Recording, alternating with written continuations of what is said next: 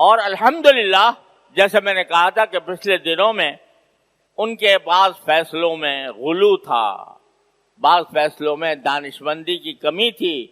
ایسا لگتا ہے کہ اس 20 سال کے عرصے میں انہوں نے اپنے آپ کو کافی تبدیل کیا ہے اور اس کا اعتراف بھی کیا انہوں نے. تو اب جو اقدامات کر رہے ہیں، عام معافی کا اعلان،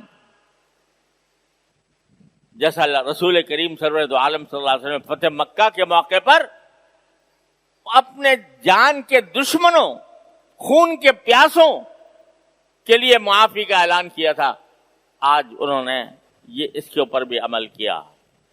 اور یہ جو پروپیگنڈا کیا جا رہا تھا، ماشاءاللہ ہماری اس مغربی دنیا کو خواتین کے سب سے زیادہ فکر ہے کہ ان خواتین جو ہیں ان کے حقوق کی بڑی فکر ہے.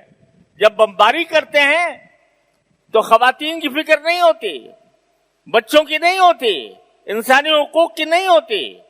لیکن اگر کوئی اسلامی حکومت آئے تو اسلامی حکومت کے ساتھ نام آتے ہی کہ خواتین کا کیا بنے گا، خواتین کے کیا حقوق ہوں گے. تو آج انہوں نے الحمدللہ اس پروپیگنڈے کا بھی خاتمہ کیا اور کہا کہ اسلامی حدود میں رہتے ہوئے خواتین کو ان کے تمام حقوق دیے جائیں گے. یہ سارے اعلانات الحمدللہ بڑے خوش آئند ہیں.